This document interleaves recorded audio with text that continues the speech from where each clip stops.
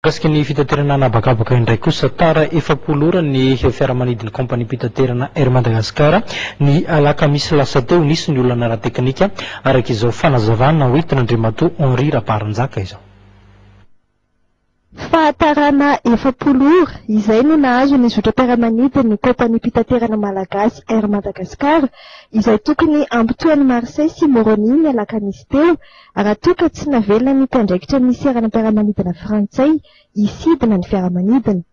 Araka ny fanazavan'ny aina manjera avy any ivelany dia olana ara-teknika misy ary tsy maintsy nosoloana ny kojakoja na ny pièce izay tokony ampiasain'ilay fiaramanidina izay nofain'ny Air Madagascar tamin'ny orinasa vahiny iray mitondra ny anarana hoe Sky Grace. Nitondra fanazavana mahakasika ity raharaha ity moa Andriamatoa Henri Raparanjaka izay lehibe nisam-panjara amsana ny fanatsarana ny kompani Air Madagascar eo anivon'ny fahadidiana Repoblika no tale kabinetra filoham-pirenena ihany koa. Marseille ny aeroplan ny affrété Air Madagascar moa iny zany fa nondefa raikitra le izy dia nanana problème technique vis-à-vis de DGAC l'aéroplan zay nahatonga le retard efa nilamina aloha izy efa verina amin'loana izy zany zao efa notapapérateur zany le retard dia efa verina amin'loana izy manomboka amin'ity 6 semaines aty il va se mettre à la place fa iny zany nanahirana be satria iny moa des conséquences rehetra tamin'ny voalohany satria tamin'ny voalohany tsika le tsy nanana aeroplan misy dia vao mitady dia efa nisy aeroplan anankiroa no amin'izao fotoana zao tsika manko les haute saison dia sarotra be le mahita aeroplan dia iny zany nitatsika farany teo dia nisy an'izay le problème technique zay. Ho an'ny fanatsarana ny zotram-piaramanidina eto an-toerana sy ny zotram-paritra kosa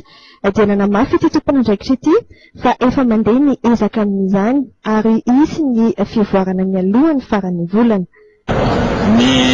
momban'ilay flotte aloha zao dia efa le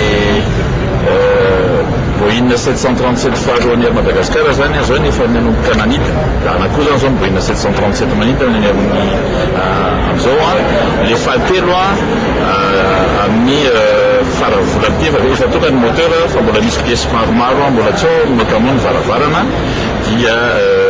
ny le ATR 42 alohan'ny farany volana araka efa nitenenina dia ny le twin hauteur fahatelo zany zao le début août eo donc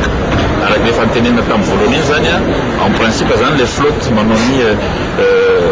local sy ny régional tokony au grand complet d'ici la fin du mois afa-tsy le twin hauteur zay miandrika le début du mois d'août. Anisan'ny be mpampiasa tokoa ny zotram-piaramanidina mandritra ny vanim-potoana fialan-tsasatra izay efa nanomboka ny volana lasa teo.